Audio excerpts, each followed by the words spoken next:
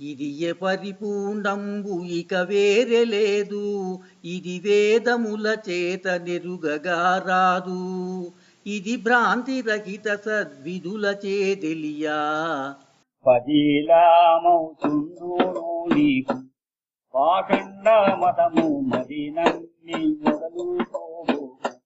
పదుగురిలో నాడీని పక్వముగా నుంచుము, మొదలాజెదురుగాని మొదలాక నమ్ముకొనుము. పదిలామవుతుండును నీకు పాఖండ మతము మరి నన్ని మొదలుకోబో. జై నిజ గురుభ్యో నమః. జై అమలాంబ సమేత అనుభవానంద రాజయోగేంద్ర ప్రభుస్వాముల వారి దివ్య చరణార విందములకు ద్వాదశి వందనములు సమర్పించుకొనొచ్చు. శ్రీ గురు బాలరామస్వాముల వారిచే విరచితమైన ఆవరణ విక్షేప రూప శక్తిద్వయ నిరాసకంపైన శుద్ధ గుణ తత్వ ద్విపదార్థ దరువుల యందు ఈరోజు మనం 87వ ద్విపదార్థం పరిపూర్ణ లక్షణాన్ని తెలియజేస్తూ ఉన్నారు శిష్యునకు. శిష్య,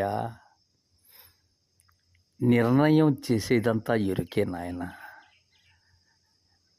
నేను తాను వేరని, నేను తాను ఒకటని, ఇవన్నీ కూడా ఎరుకకే.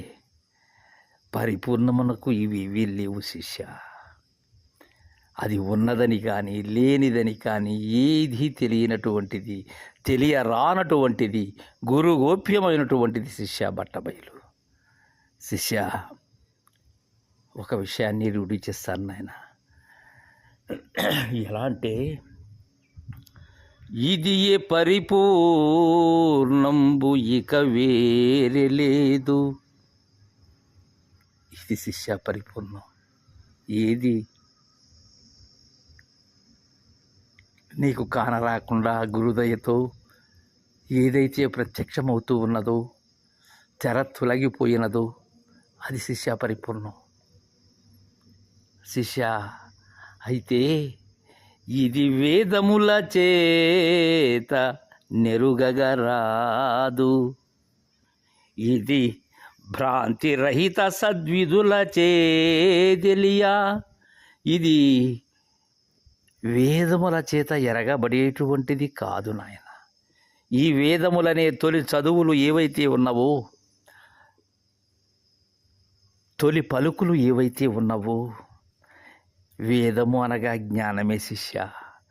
ఈ ఋగ్గు యజు సామ అధర్వణ వేదములు ఇవన్నీ కూడా జ్ఞాన సంబంధమైనటువంటివి. జ్ఞానంతో ఎరిగేది కాదు నాయన పరిపూర్ణం. అయితే ఇది ఎవరి ద్వారా తెలియాలి?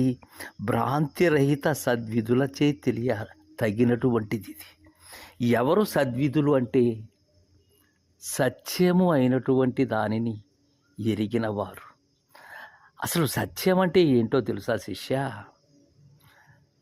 సత్పురుషులైనటువంటి గురువుల యందు జనించినది ఏదైతే ఉన్నదో అది సత్యం, అది నిజం నాయన. అది అలాంటి వారి ద్వారా తెలియతగినది, తెలియబడేది, తెలుసుకోవలసినది పరిపూర్ణం శిష్య.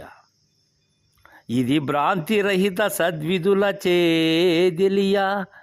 పదిలామవుచుండును నీకు పాషండ మతము మది నమ్మి వదలుకోబోకు. ఇది ఆ సద్విధులచే తెలిసినప్పుడు మాత్రమే ఇది పదిలంగా ఉంటుంది నాయన నీకు. అప్పుడు బోధ వ్యక్తం అవుతుంది. బోధ ద్వారా కనుగొనవలసినటువంటి గురు గుట్టు ఇది. అయితే శిష్య, ఈ పాషండ మతము అనబడేటువంటిది అంటే ఇది వేదవాక్యమైనటువంటిది, వేద ధర్మాన్ని ఖండించేటువంటి విధానం, విచ్చలవిడితనంతో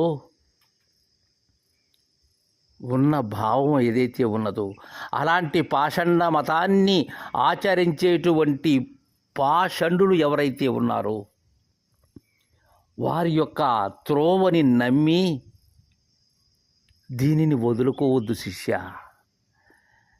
పోతే నాయన పదుగురిలో దీని పక్వముగా నుంచుము, వదలా జేతురుగాని వదలాక నమ్ముకొనుము. పదిలామౌచుండును నీకు. ఇది దినదిన ప్రవర్ధమానమై నీలో బోధ స్థితి పురుష లక్షణం ఏదైతే ఉన్నదో ఈ పరిపూర్ణ లక్షణము ద్వారా అది పెంపొందించుతూ ఉంటుంది. ఆయన మూలము లేని గుర్తిరిగే శరీరము ఏమీ లేదనేటువంటి గురువాక్యము ఏదైతే ఉన్నదో అది పదిలమవుతూ ఉంటుంది. అయితే దీనిని పక్వంగా ఉంచుకో శిష్య పదుగురిలో. ఎందుకని? నీవు ఆ విధముగా పరిపాకము పొందినది ఏదైతే ఉన్నదో అది పక్వం. నీవు గురువుకు సేవ చేసి గురువు ద్వారా నీవు అందినది ఏదైతే ఉన్నదో అది పక్వమైనది, అది సరి అయినది. కావున దానిని ఎలా అంటే అలా వినియోగించకు. ఎవరైతే దీనికి అధికారులు అయి ఉన్నారో అలాంటి వారి దగ్గర దీన్ని తెలియచెయ్యి. అంతేగాని మిగిలినటువంటి వారి దగ్గర తెలియజేస్తే వదలాజేతూరుగాని వాళ్ళు ఏం చేస్తారు? ఈ పాషాణ మతము మిగిలినటువంటి మతములు ఏవైతే ఉన్నావో వారంతా కూడా ఇది సరైన త్రోవ కాదు అనేటువంటి భ్రాంతిని నీకు కలుగజేస్తారు శిష్య. కాబట్టి వాళ్ళని మాత్రం ఈనాడు నమ్మకు నాయన, వదలక నమ్ముకో శిష్య మద్గురుదేవుని వాక్యం. ఇది సరిగా దాచుకో శిష్య.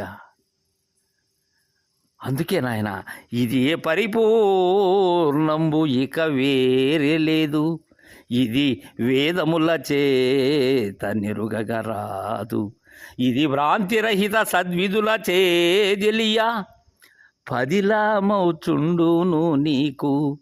పాషండ మతము మది నమ్మి వదలుకోబోకు.